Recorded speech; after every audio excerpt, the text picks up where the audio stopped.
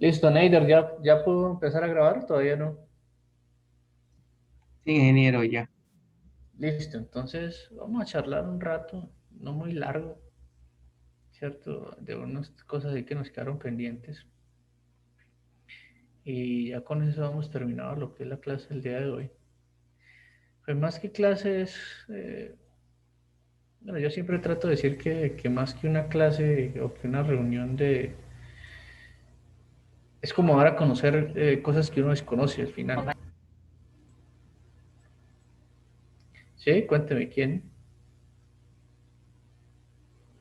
¿Alguien más necesita algo que le permita dejar, no sé, grabar o algo, porque de pronto no puedo tener el video de la última clase o algo así?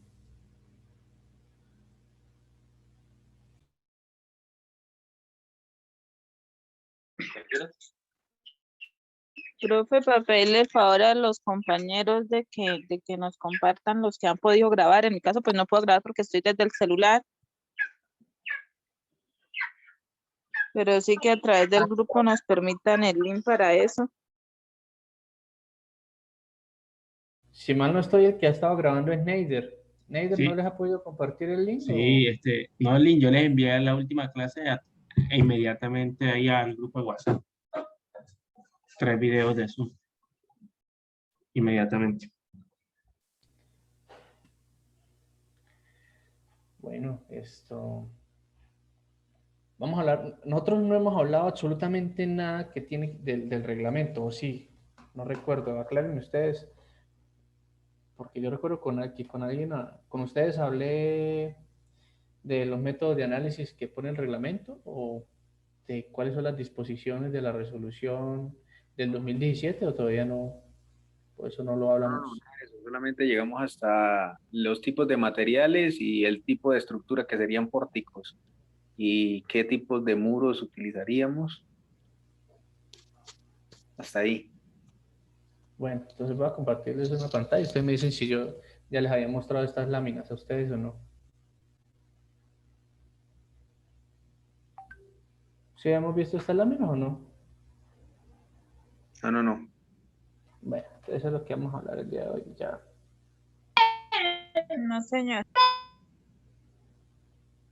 Y ya con eso, eh, muchachos, mire, ustedes, si ustedes pueden ver su icono, ahí, ahí debe haber una opción de levantar la mano. ¿Sí la pueden ver? Sí, ingeniero, y eso creo que lo vimos. Sí, entonces, si alguien quiere hacer alguna pregunta o algo así, esto, pues levanta la manito, ¿cierto? Mire, por ejemplo, creo que Karen la levantó hace ratito. Todavía no. Sí, entonces levanta la mano y ahí paramos un momentico y cualquier cosa que yo les comente y ustedes no entiendan, pues me cuentan para aclarárselas un poco, ¿listo?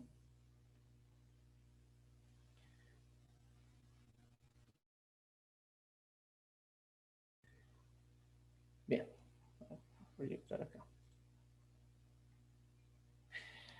Bueno, muchachos, para recordarles que lo que nosotros vamos a hacer simplemente es aprender algo nuevo. ¿Qué es lo nuevo que vamos a aprender? Es aplicar un método de análisis para hacer la evaluación de fuerzas sísmicas en dos sistemas estructurales, que son los pórticos resistentes a momentos y el otro sistema que es los muros de carga, tal como lo llama el reglamento. Eso es lo que vamos a aprender.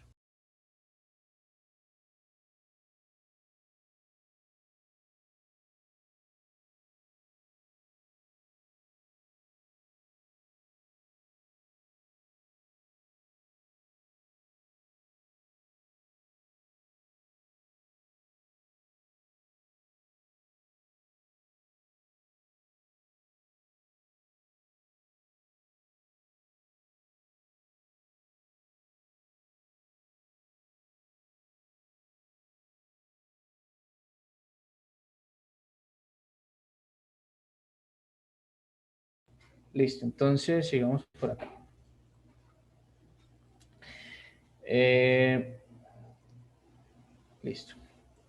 Simplemente vamos a leer algunas cosas que están en el reglamento. Obviamente, pues ustedes ya las leyeron, pero vale la pena aclarárselas y darles como la comparación de qué es lo que está antes versus lo que está ahora.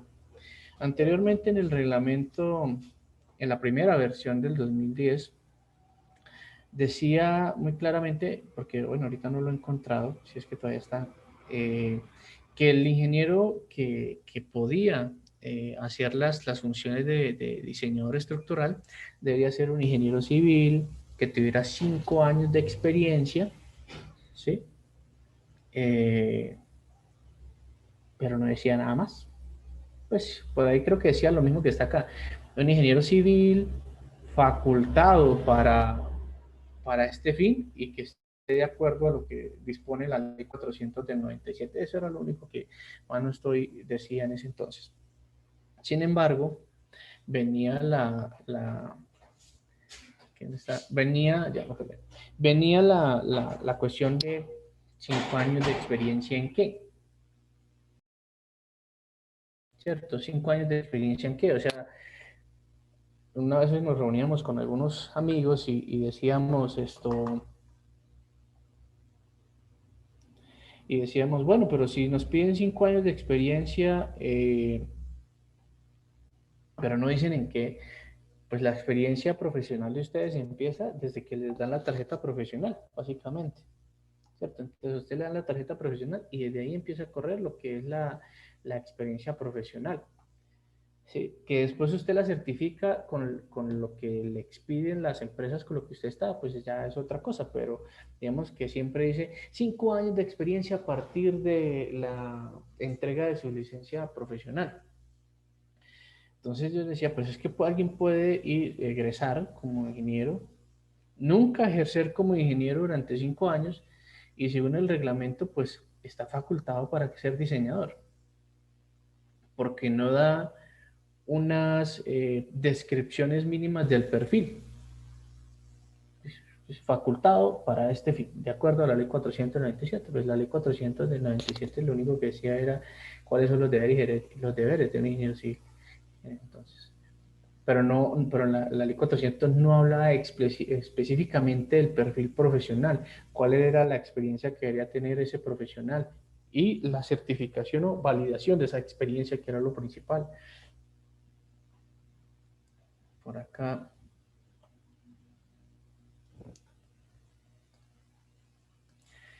Vamos a leer esta partecita de aquí hasta el fondo. Dice, la estructura de la edificación debe diseñarse para que tenga resistencia y rigidez, que son dos cosas totalmente diferentes. No es lo mismo resistencia que rigidez, son dos cosas totalmente opuestas. Adecuadas ante las cargas mínimas de diseño escritas en el reglamento. Esto es lo único bueno, que está ahí escrito. Pues.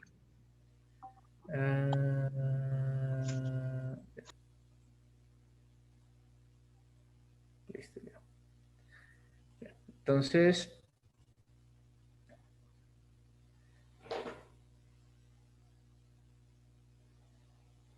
listo, que debe tener una resistencia y rigidez adecuada para que pueda limitar las deformaciones, porque al final, pues las deformaciones son las que causan el daño. Entre más se deforme un elemento, pues más daño va a sufrir. Por acá mencionaban algo que era deformaciones entre las cargas de servicio. Pues las cargas de servicio no son más que todas las cargas que siempre van a estar presentes en la estructura.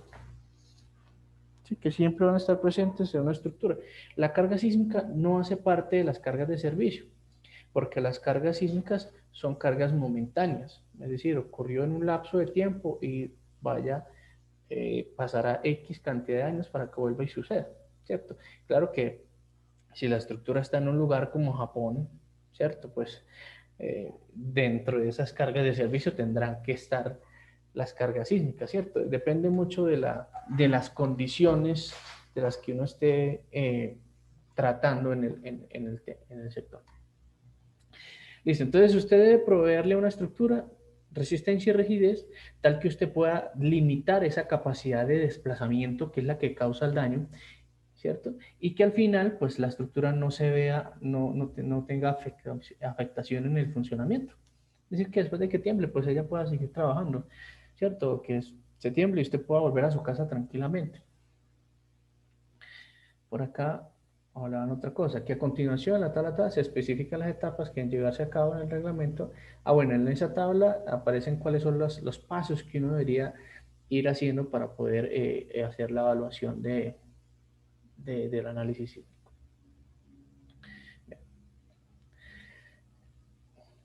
Dado ese problema, ¿cierto? Dado ese problema del, del- de la discrepancia, o mejor dicho, de la no aclaración del tema de la experiencia, pues en el 2017 salió una resolución, 2017, un decreto, no recuerdo cuál era el decreto, salió un decreto, yo ya creo que ya les he mostrado los decretos, ¿o no? ¿A usted no le mostré los decretos? Acuérdenme de eso.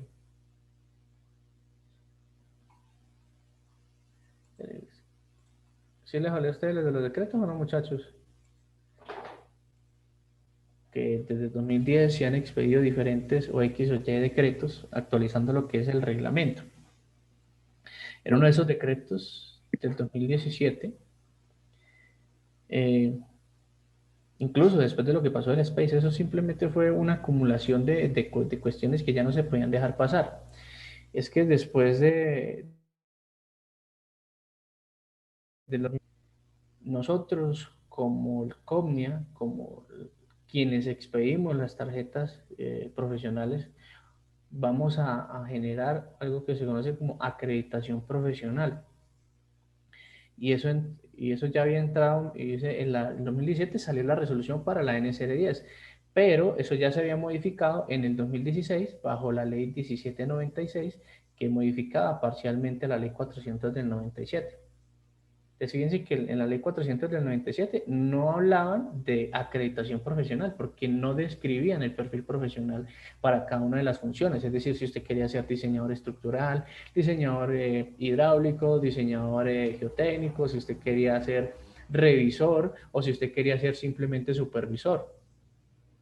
¿No? Eso estaba al aire, ¿cierto? Después del tema del space y pasar muchos X o Y proyectos, allá, por ejemplo, en Medellín, Barranquilla, se hizo una modificación en el año 2016 a esa ley 400 bajo la ley 1796, que es una modificación parcial. Y en el 2017, pues se expidió un decreto actualizando lo que es la NSR 10. Bien. ¿Y qué decía en ese decreto? Pues básicamente te decían es, bueno, pues si usted quiere dedicarse a ser un profesional acreditado, es decir, que usted tiene la facultad de diseñar, bueno, en las diferentes líneas, usted tiene que seguir 3 pasos.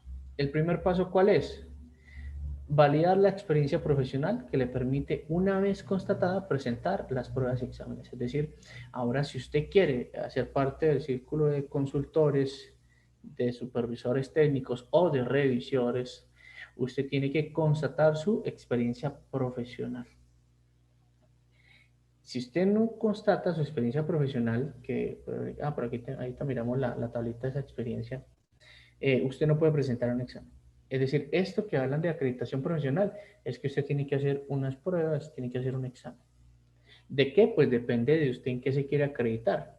Si usted quiere acreditar en la parte geotécnica, pues obviamente usted tiene que saber las teorías, de dónde vienen esas ecuaciones, para qué sirven, cuándo las aplico, cuándo no. ¿Sí? Pues me imagino que habrán algunos ejercicios por ahí. Pero usted tiene que presentar un examen. Para que usted le dejen o le permitan presentar ese examen para acreditarse, usted tiene que validar su experiencia, es decir, usted tiene que presentar los años de experiencia profesional dedicados específicamente a esa labor. Es decir, que si usted se quiere acreditar como geotecnista, persona que hace estudios de suelos, acreditado, etcétera, ¿cierto? Usted tiene que demostrar que usted ha estado vinculado a ese tipo de labores técnicas durante mínimo 5 años. Mínimo 5 años. o en su defecto, que usted haya hecho un posgrado, ¿sí? Que haya hecho usted un posgrado. Pero pues si usted no demuestra eso, pues usted no puede ejercer ninguna de las dos. Paso 2. A pesar de que usted presente el examen, usted tiene que obtener un puntaje mínimo. Eso normalmente, pues creo que eso está del 1 al 100. No sé, me imagino que tiene que sacar 70 o 75. Ni siquiera el 60. Si mal no recuerdo, está por allá. Entonces ya no se vuelve algo de pues que simplemente usted fue y presentó un examen, sino que usted también lo tiene que aprobar. Entonces simplemente fíjense cómo las cosas se han ido reglamentando y se han ido pues cambiando simplemente a favor de que las personas tengan un poquito más de conciencia, sean un poco más coherentes cuando quieran ejercer este tipo de trabajos. Y por último, el paso 3 es que si usted presentó el paso el 1 y el 2, pues lo que es el COMNIA, quien te expide la tarjeta profesional, te ingresa dentro del listado de Registro Único Nacional de Profesionales Acreditados, que es un listado donde, pues, diferencia de los que son ingenieros civiles estructurales, ingenieros civiles hidráulicos, ingenieros civiles geotécnicos, ingenieros civiles, no sé, las otras ramas. Ahora, si usted quiere no solamente ser diseñador estructural, sino también quiere dedicarse a la parte geotécnica, usted tiene que presentar 2 exámenes. Si usted quiere ser estructural geotécnica y supervisor o revisor, serían 3 exámenes, 4 exámenes. Todos los exámenes son distintos. Todos los exámenes son distintos. ¿Sí? Entonces, esa es la cuestión. Ahora, ¿qué viene aquí? Pues el examen no, pues lo que me han dicho las personas que han hecho las preguntas, porque hasta hace poquito fue que terminaron de formular las preguntas, por eso es que todavía no se ha puesto en funcionamiento, y también porque va a ser un choque muy duro, porque imagínense ustedes esos viejos, los veteranos, los que ya llevan años diseñando, simplemente porque pues conocen la temática, ¿cierto? Acuérdense que yo les dije a ustedes algo cuando arrancamos a ver la parte matricial y de pendiente de flexión, y es que los reglamentos se actualizan, pero la base teórica siempre permanece igual. Es decir, se puede actualizar 10 veces más el reglamento que si usted conoce el principio teórico, si usted conoce las bases o los principios de lo que usted está haciendo, pues usted no tiene ningún problema. ¿Cuál es el dilema con el tema de la acreditación profesional? Que es una evaluación enfocada no solamente a la base teórica, sino también a la reglamentación. Entonces usted no solamente tiene que saberse los principios, sino que también tiene que saber en dónde debe encontrar los requisitos mínimos que le están pidiendo. Entonces usted también tiene que saber en qué parte del reglamento está lo que le están preguntando. Tiene que saber interpretar lo que está ahí escrito. De eso es básicamente la evaluación que ellos pretenden hacer. ¿Cuándo la vayan a efectuar? Todavía no lo sé, porque hasta ahorita terminaron las preguntas, pero muy seguramente cuando aparezca la nueva versión del reglamento, pues también entrará en vigencia este tema de la acreditación profesional. Ahí es donde vamos a tener de pronto un choque, porque quizás vuelvo y le digo, los ingenieros viejos que están acostumbrados quizás no a ver la parte reglamentaria, sino a tener algo más de concepto, cuando les pregunten dónde está tal cosa en el reglamento, pues se queden ponchados. ¿Sí? Puede pasar, como, ta- como también, también yo conozco gente que es muy veterana y que lee mucho más el reglamento que yo. ¿Sí? También están los dos casos. Entonces, ahí como que les dejo la cuestión en el tintero. Y ahora ya no solamente basta con que usted se gradúe. Entonces, fíjense que hoy en día no va a bastar con que usted se gradúe, sino que como mínimo le van a pedir algo adicional, porque primero usted tiene que tener al menos su tarjeta profesional como ingeniero civil. Pero si usted quiere hacer alguna labor profesional diferente a la de estar en obra, diferente a la de estar en obra, y cuando digo estar en obra, como persona responsable de la ejecución de los trabajos, de estar pendiente del pago de salarios de los obreros, de estar pendiente de la programación, el avance de obra, cantidades de obra, y no como el profesional que a veces va a revisar que las cosas estén ejecutándose bien. ¿Sí? Entonces, si usted solamente quiere ser ese profesional que está allá en la obra haciendo esas actividades, pues no hay ningún problema, no pasa nada. Pero si usted quiere ejercer alguna labor profesional distinta, alguna de las que están aquí descritas, hacer estudios técnicos, diseños de elementos no estructurales, también entra. Revisor de diseños estructurales, revisor de diseños técnicos, revisor de elementos no estructurales, director de construcción o director de obra y por último supervisor técnico independiente. Vamos a ver si por aquí tengo más. No, solamente son estos. Usted tiene que presentar ese examen y, vuelvo y les digo, usted tiene que convalidar su experiencia, que aquí te dice, mira, para el diseño estructural, el diseño de la resistencia al fuego, de elementos estructurales, usted debe tener estudios de posgrado en el área de estructuras o 5 años de experiencia en el área de estructuras. Miren que ahora ya son muy claros. Entonces usted, y en el área de estructuras, no significa que, por ejemplo, alguien estuvo trabajando por una oficina de diseño, pero siempre ha estado dibujando. O sea, son dos cosas distintas. Por eso aquí atrás dice que usted debe presentar la experiencia, pero esa experiencia tiene que ser validada. Es decir, te presentó sus años de experiencia dibujando en una oficina de diseño, pero quien va a revisar y va a validar esa, le va a decir, pues qué pena, pero pues usted lo único que ha hecho es dibujo, ¿cómo quiere que yo le valide algo?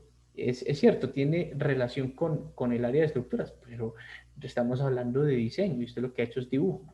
Entonces son las dos contrapartes. Entonces, hasta ahí yo creo que estamos todos claros. ¿O alguien tiene preguntas ahí el tema o quiere discutirlo?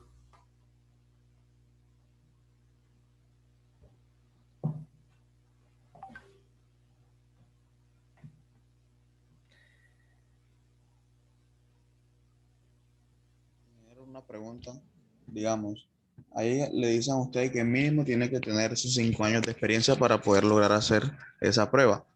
Pero digamos, usted quiere ser, por decirlo, diseñador, Sí. pero ¿cómo va usted a ganar esa experiencia si usted no puede diseñar todavía? Ah, pues es que resulta que usted no es el que firma, pero usted puede llegar allá a trabajar como, a veces lo llaman así, ingeniero junior. Por lo menos en Bogotá, con lo que le conozcan ese nombre. Entonces, a usted le dan otras actividades que son de diseño, pero no de las estructuras principales. Por ejemplo, a ti no te van a poner un edificio, pero sí te ponen a diseñar una piscina, te ponen a diseñar un cerramiento, te ponen a diseñar una casona, ¿sí? La zona de estadero, quizás la portería. ¿Sí? Eso, y de ahí, obviamente, con el tiempo que usted le va demostrando a quien es su jefe, ¿cierto? El criterio con el cual usted hace los diseños y plantea las soluciones, él poquito a poco le va soltando, pues, estructuras un poco más complejas. Luego, porque así empecé yo, o sea, yo empecé diseñando tanques de almacenamiento de agua. ¿Sí? Pues al principio me dio duro porque no tenía ni idea, ¿cierto? Ya con el tiempo uno fue aprendiendo. Después, ¿qué pasó? Después me pusieron a hacer piscinas, después me pusieron a hacer porterías, después la zona de estaderos, eh, y ya lo último, pues terminé sumergido en lo que era edificios de gran altura, pero fue con el tiempo. Entonces, porque tampoco, o sea, eso, el recorrido es largo, o sea, no es que usted llegó en el primero 2 años y ya le sueltan a usted un edificio de 8 pisos. Aquí hacemos algo parecido, ¿cierto? A nivel académico, pero pues tiene sus otras implicaciones. No sé si con esa respuesta todavía o era por otro lado, Leiner. No, sí, es más o menos por ahí, porque como usted dice, yo quiero ser diseñador, pero obviamente lo que yo diseño aún no puedo, o sea, no puede ser algo de gran escala. Y ajá, o sea, como usted dice que, eh, ¿cómo decir? Sí, o sea, que requería experiencia, pero Pero, o sea, usted hace eso, el que lo firma sería otro ingeniero, ¿cierto? El que lo revisa, el que ya tiene Exactamente. experiencia. Exactamente, porque es que al final, mire, que es que usted diseña las cosas, pero pues uno es el que revisa. Es como si yo te contratara a ti, no, es que yo lo contraté a Leiner para que trabajara conmigo, entonces yo diseñando la estructura, el Leiner va diseñando los otros elementos del proyecto. Eventualmente, pues Leiner, ¿qué me tiene que entregar a mí? Leiner me entrega el análisis, me entrega las memorias de cálculo y me entrega los planos. ¿Yo qué hago? Pues los reviso. Pues como yo ya tengo más experiencia, pues yo ya sé específicamente qué tengo que revisar y de pronto mirarle los detalles que él hizo en el AutoCAD. ¿Sí? Entonces, si yo veo que lo que de la experiencia me dice que está bien, pues yo firmo eso y ya ahí enviamos. Igualmente, cuando usted se le hace la certificación de sus labores, digamos que usted ya no quiere, no quiere trabajar más conmigo, pues a usted se le especifica que usted ejerció labores de este auxiliar de diseño estructural, ejerciendo labores de, no sé, de estructuras, y ahí se empieza a describir qué tipo de estructuras es que usted ha estado trabajando y durante cuánto es el lapso de tiempo. Pero en la Ok, certificación, por ejemplo, no debe decir lo que te digo, o sea, que usted duró 5 años dibujando, o sea, eso no. Bien, ¿hay alguien más o continuamos?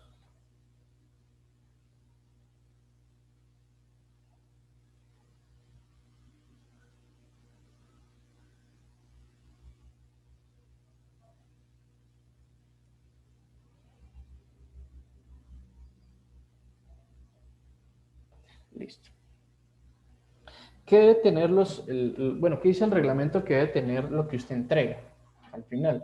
¿Cierto? Porque hablamos de teoría, de análisis. Eh, Dentro de todo el proceso del diseño estructural, hay dos etapas que son las más complejas. La primera es la etapa del análisis y la segunda es la etapa de los planos. Porque uno en el análisis gasta mucho tiempo cuando son estructuras muy complejas, tratando de captar cuál es la respuesta que va a tener esa estructura, y en los planos gasta la mayor parte del tiempo. Es decir, si uno pusiera porcentajes al tema, entonces uno diría, no, pues la parte de análisis, la parte de diseño, la parte de planos, y digamos aquí en la parte eh, de ¿cómo la llaman? Ya, de concebir la estructura. Cuando yo digo concebir, simplemente es de tratar de discernir dónde debo colocar una columna, dónde debo colocar un muro, dónde debo colocar otros elementos. Entonces, dentro de estos tres, si vamos desde el 0 al 100%, y uno los reparte aquí, en la parte de diseño, no sé, yo le pondría solo un 20, aquí le pondría un 20, aquí le pondría un 40 y aquí le pondría un 20. Es más, yo creo que a esto yo creo que le pondría aquí un 30 y aquí le pondría un 10. O sea, gasta uno más tiempo en lo que es el análisis y en los planos que en el mismo diseño. Y la gente, yo no sé por qué se enfoca tanto en el diseño. O sea, el diseño, listo, hay que tener claro de dónde vienen las ecuaciones, cuándo funcionan, cuándo no. Pero cuando uno ya entiende eso, se vuelve algo muy mecánico. Y obviamente, pues uno no está diseñando estructuras totalmente irregulares o totalmente fuera de este mundo, como para poder llegar a pensar que la parte de diseño vaya a cambiar algo muy drásticamente. ¿Sí? Entonces, partiendo de ese punto, pues la parte de diseño se vuelve algo muy mecánico, algo muy fácil, muy continuo, pero, pero obviamente donde uno gasta más tiempo realmente es en la parte del análisis, la parte de planos y quizás en la parte de concebir la estructura. Concebir la estructura es tratar de definir en dónde va a colocar los muros, dónde coloco las columnas, cuál es el sistema de entrepiso que voy a utilizar, cuál me favorece más. Y el dolor de cabeza y el que nadie le dice a uno, pues es, ¿por qué gasta tanto tiempo en los planos?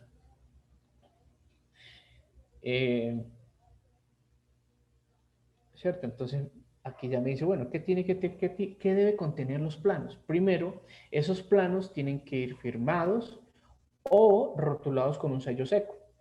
Es decir, usted por allá coloca su firma, tal, tal, tal. O en su defecto, pues usted coloca un sello seco, que es simplemente como si fuera una grapadora. ¿Sí? Como si fuese una grapadora. Pero en vez de botar la grapa, lo que tiene es como la formita o el logo de su empresa o su logo, ¿cierto? Y eso queda marcado en seco en el plano, en el formato del pliego o medio pliego, no sé, en el formato que usted vaya a imprimir.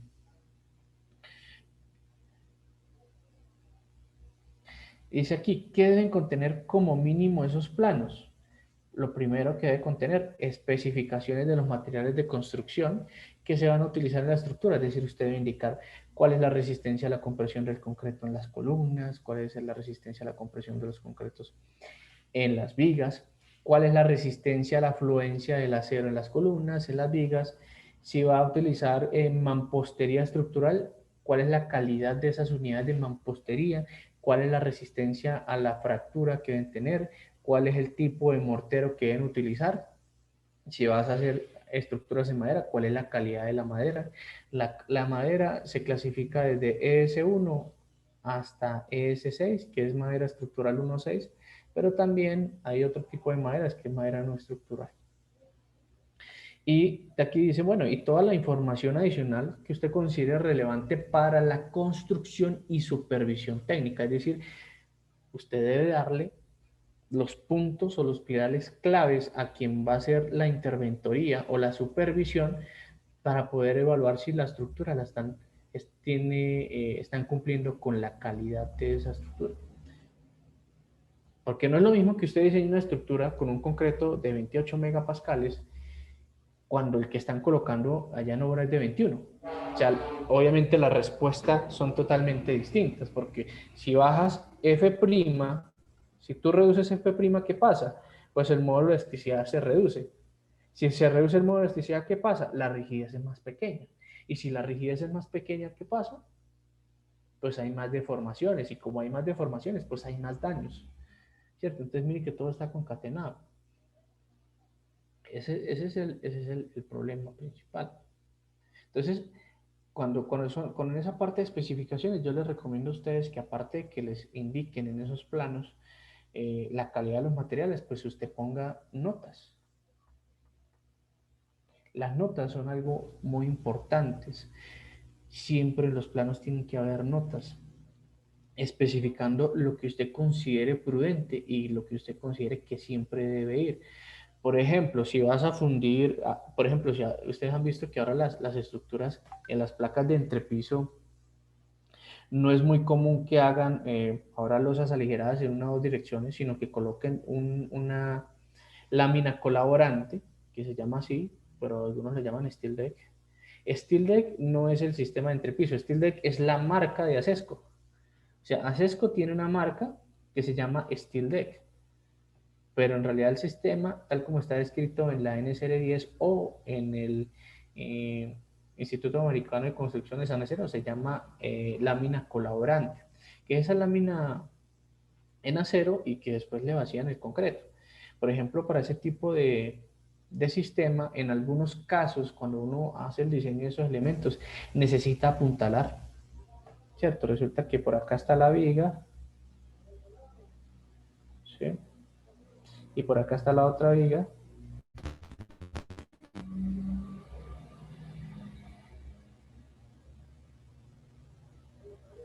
Y bueno, y por acá viene la losa, la lámina colaborante. Entonces, resulta que esa distancia que hay desde este punto hasta este punto es tal que si yo vaciara la cantidad de concreto que voy a utilizar para llegar a un espesor, no sé, al espesor que necesito, pongámosle 10 centímetros, ¿cierto? Esto se me va a deflectar y va a tener deformaciones permanentes. Entonces, como yo no voy a dibujar aquí esta sección transversal y por acá le coloco un paral, ¿cierto? ¿Cierto? Yo no voy a dibujar por aquí un paral y decir aquí apuntalar. Yo lo hago en las notas, ¿sí? Entonces yo escribo en las notas, redacto en las notas. En el momento que se vaya a realizar el vaciado de la placa de entrepiso, utilizando la lámina colaborante, deberán generarse apuntalamientos cada L tercios, cada L medios, cada L cuartos, con el ánimo de, o con la función de reducir las deformaciones permanentes de la estructura hasta que se alcance la resistencia máxima a la compresión contemplada en los planos de diseño. Esas son cosas que uno tiene que escribir y tiene que dejar claro en las notas. ¿Por qué? Porque si usted no especifica que eso se tenía que apuntalar, pues para hacer usted la lleva. ¿Por qué? Porque se supone que si usted no lo escribió, es porque no se necesita. Ojo con eso, si usted no lo escribió, es porque no lo necesita. Entonces, cuando lleguen a revisar y digan, no, es que el diseño sí lo necesitaba, pero el diseñador no lo dijo, entonces, ¿quién es el culpable? Pues es usted, hermano, porque usted fue el que diseñó, pero si usted no revisó que necesitaba apuntalamiento, pues entonces a este señor, cuando pase por acá, se le ve esta vaina ahí súper embombada, ¿cierto? Entonces resulta que dice y este es otro error, y es que entonces el dueño decide, no, es que no importa, que para poder arreglar esto, entonces lo llenamos más de mortero, pues es más problema, porque es que aparte que ya está deflectado y usted le pone más carga a eso, pues hermano, eso ya va para el piso. Sí, entonces, del primer inciso, ¿qué es lo que hay que rescatar? Que usted tiene que es colocar las especificaciones de los materiales y escribir notas. Las notas que usted considere pertinentes y que usted considere que son necesarias para llevar a buen término la construcción y la supervisión técnica. Obviamente, siempre salvaguardando su responsabilidad como diseñador. Usted no puede dejar, o sea, lo que yo le decía hace poco a un ingeniero, uno no puede dejar las cosas a la suerte, ni decirle no, que allá resuelvan en obra, eso no se debe hacer. Si usted puede resolver las cosas desde su oficina, mucho mejor. Pero no es decir, no, que lo resuelvan en obra. O sea, a mí cuando alguien me dice, no, eso lo resuelven en obra, y me da una rabia, y yo le digo,